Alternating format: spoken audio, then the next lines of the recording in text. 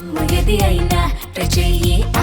Chicken masala. Kaleshwaram ఎత్తిపోతల పథకంలోని కీలక బ్యారేజీల పునరుద్దరణపై తెలంగాణ ప్రభుత్వం వేగం పెంచింది. మేడిగడ్డ, అన్నారం, సొందిళ్ల బ్యారేజీల మరమ్మతులు, శాశ్వత పరిష్కార మార్గాలను అన్వేషించేందుకు భారీ కసరత్తు ప్రారంభించింది. ఇందులో భాగంగా పనుల సమన్వయం, పర్యవేక్షణ కోసం ప్రభుత్వం ఒక ఉన్నత స్థాయి స్టీరింగ్ కమిటీని ఏర్పాటు చేస్తూ కీలక నిర్ణయం తీసుకుంది.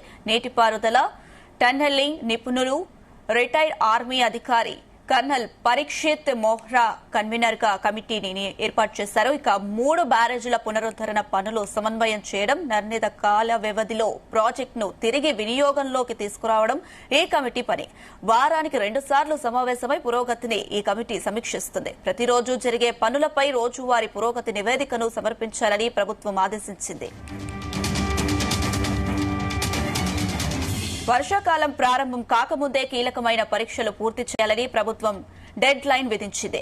బ్యారేజీల పునాదుల పటిష్టతను తెలుసుకోవడానికి మే 30వ తేదీలోపు జియో టెక్నాలజీ, జియో ఫిజికల్ పరీక్షలు పూర్తి చేయాలని ఆదేశించారు. Central water commission, national dam safety authority సూచనలు, అనుమతుల మేరకు మాత్రమే ఈ మరమ్మతు పనులు కొనసాగనున్నాయి. ముందుగా అన్నారం, సొందిళ్ల బ్యారేజ్లను పూర్తి స్థాయిలో సిద్దం చేసి మేడిగడ్డను పాక్షికంగానైనా వినియోగంలోకి తీసుకువచ్చేందుకు ప్రభుత్వం చర్యలు చేపట్టింది.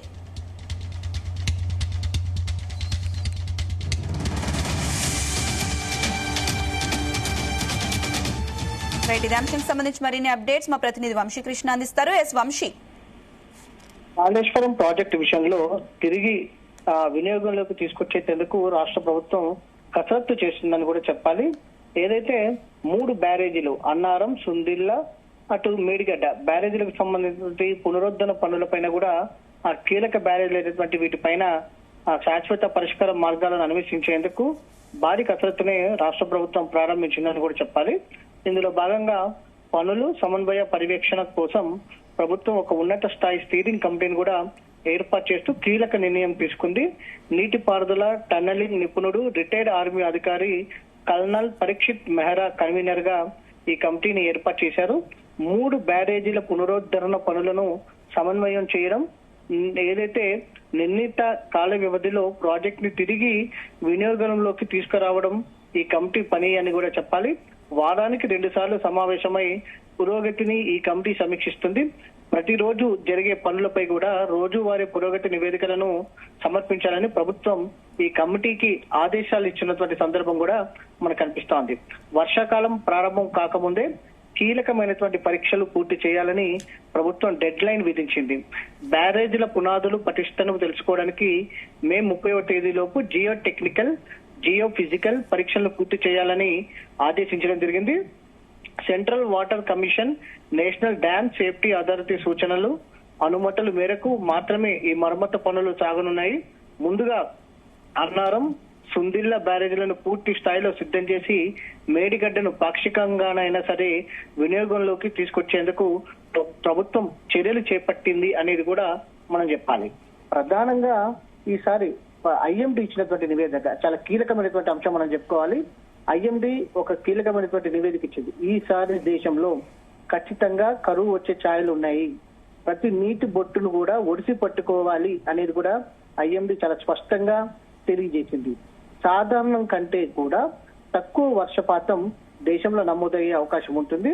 దాంతో పాటుగా తెలంగాణ రాష్ట్రంలో కూడా సగటు కంటే సాధారణం కంటే కూడా తక్కువగా వర్షపాతం నమోదయ్యే అవకాశం ఉన్నట్టు కూడా ఐఎండీ ఇప్పుడే చాలా స్పష్టంగా తెలపడం జరిగింది. ఎందుకంటే ఎలినినో అనేది తీవ్రమైనటువంటి ప్రభావం ఏదైతే చూపించబోతుంది, అటు పసిఫిక్ మహాసముద్రం కావచ్చు, హిందూ మహాసముద్రం పైన దీని ప్రభావం తీవ్రంగా ఏదైతే ఉండనున్నటువంటి నేపథ్యంలో వర్షాభావ పరిస్థితులు కూడా ఏర్పడే అవకాశం ఉంటుంది. ఇలాంటి సందర్భంలో రాష్ట్రంలో కరువు వచ్చే అవకాశం ఉన్నటువంటి నేపథ్యంలో ప్రతి నీటి బొట్టుని ఒడిసి పట్టుకోవాలి. దాంతో పాటుగా ఎగువ రాష్ట్రంలో ఒకవేళ భారీ వర్షాలు కురిసినా అక్కడి నుంచి కిందకు వచ్చేటటువంటి వాటర్ ని ఒడిచి పట్టుకోవాలనే ఉద్దేశంతో కూడా రాష్ట్ర ప్రభుత్వం ఈ పనులను ప్రారంభిస్తుంది అనేది కూడా మనం చెప్పుకోవచ్చు. ఇప్పటికే ప్రతిపక్షాలు కూడా ఇదే మాటను చాలా నొక్కి చెప్తున్నటువంటి సందర్భం కూడా మనకు కనిపిస్తోంది.